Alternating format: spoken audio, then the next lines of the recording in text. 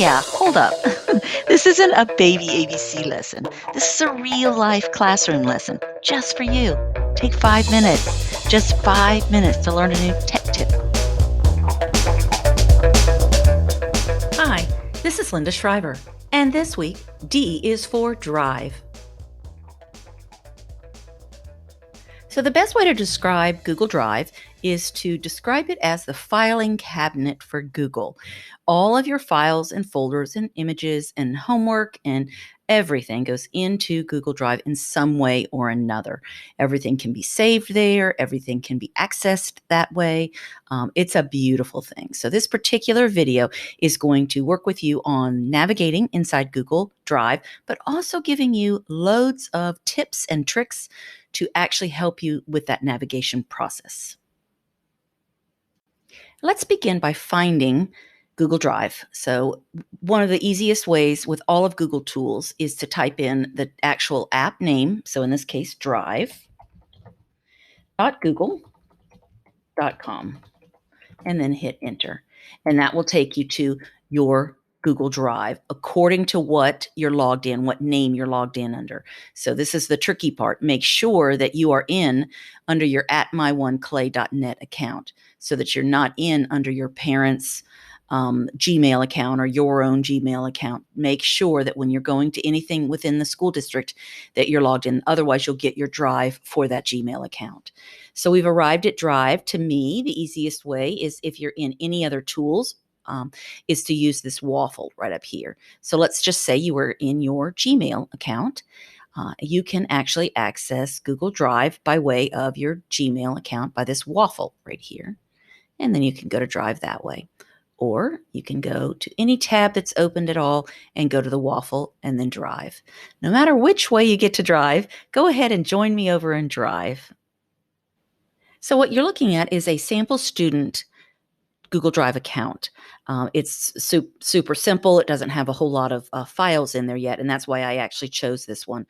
So the first thing you do when you get to Google Drive, one of the first things you see up here is what you're probably very familiar with is the Omnibox or Omnibar.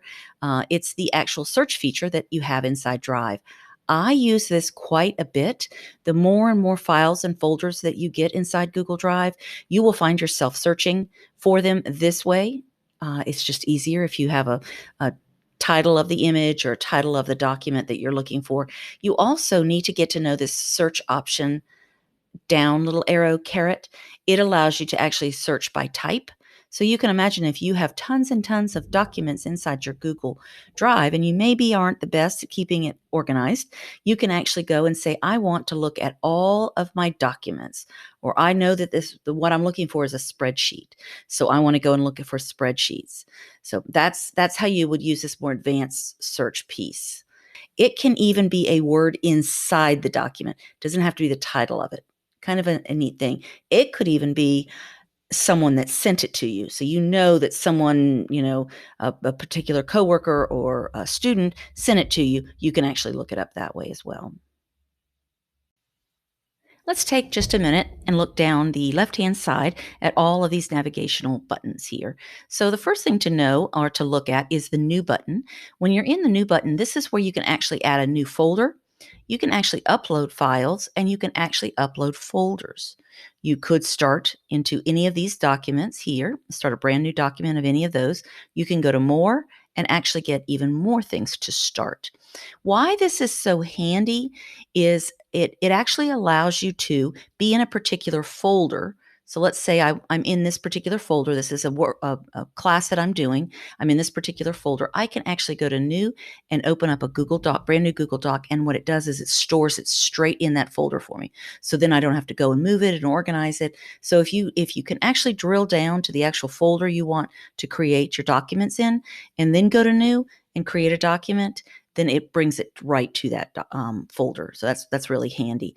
This also is where a lot of people will go to upload files and folders, but I'm just going to tell you as a hint, I will upload by dragging and dropping. So if I have something over here on my desktop, I will actually drag that folder and drop it into here, and it automatically drops it into. You could go to new and go to File, Upload, and actually upload it to here. But there is the method of dragging and dropping is so much easier.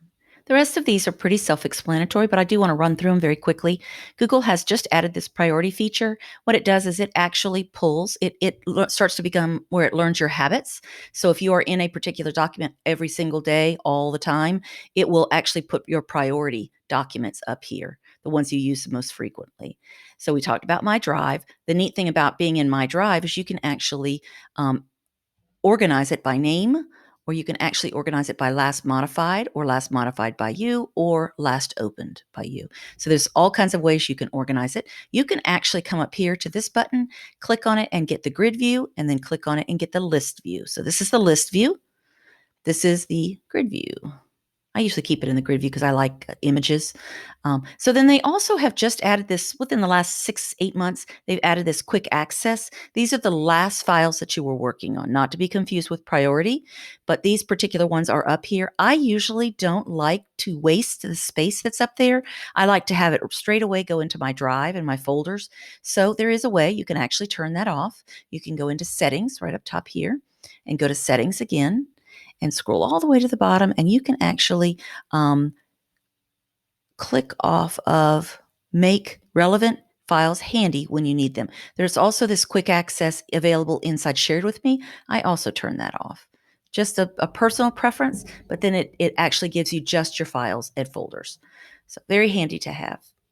So let's continue down. We will return to My Drive.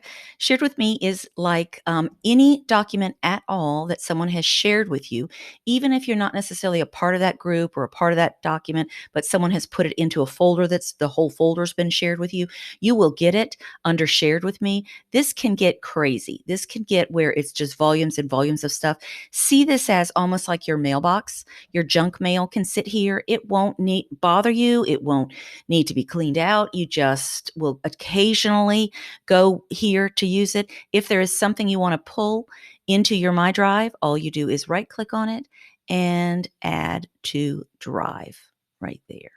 And that brings that up into your drive. Then recent is all the ones that are the most recent documents. So this is super handy. This can actually be easier than even searching your drive this way. If you know it was a project you last worked on, you can click on recent and get to the ones that you looked at most recently. Starred, I use Starred frequently. Here's how I use Starred. So if I'm in my drive and I know that this particular document, let's say I'm working on this project with other students, I can actually right click on that folder and add to Starred. And every single time I come into my drive, I can go straight to Starred, and there it is. So super handy to have for documents and also folders, entire folders. So I use Starred quite frequently. When I'm done with this project, I'll right click on it and remove from Starred. So Starred is something that I do use to help keep myself better organized. And then trash, we talked about. Trash actually dumps every 30 days. So make sure it's deleted forever if it's in here. If it's not something you want in there anymore, you can right click on it and restore. That is the basics of Google navigation piece. So let's head back to Drive for a second. Notice the last thing I said was right click on. You can right click on almost everything and do all kinds of things. Certainly you can open it that way. You can share it with people that way. Just get a link if you wanted to. You could actually star it. We talked about that. We talked about, or you could actually make a copy, download it to your computer, or remove it. So all kinds of things can be done by just a simple right click, whether it's a document or a file. The last little tip I'd like to give you about Google Drive is that Google Drive and Google Classroom, talk to each other. Automatically, when you are put inside a Google Classroom or you go to join one or you create a Google Classroom, it automatically puts a folder inside your drive called Classroom. If you open that folder up, these are all the different classes that you're involved in. So this particular student has 5 classes that they're involved in. And then inside each of these folders is all the work that that student does. Or as if you're a teacher, all the work that you're pushing out to the students. Please, please, this file right here, if you come up here and you go to the down arrow, you still have the same sorts of things you had when you right clicked on it. But once you go up here, if you will add your classroom to starred or change the color to something that kind of stands out, please, please do not, once you're in my drive, do not just destroy, delete, get rid of this folder. Don't pull anything in it or out of it. Everything inside Classroom automatically is done for you. So just kind of ignore it if that makes sense. But it is a back way into Google Classroom. So if you wanted to go and see your work, you could actually go through Google Drive as well. So if you're watching the clock, yes, this did go just a bit past 5 minutes. My apologies. But with Google Drive, there's so much information there. So I hope that certainly helped. And thank you for joining us for D is for Drive.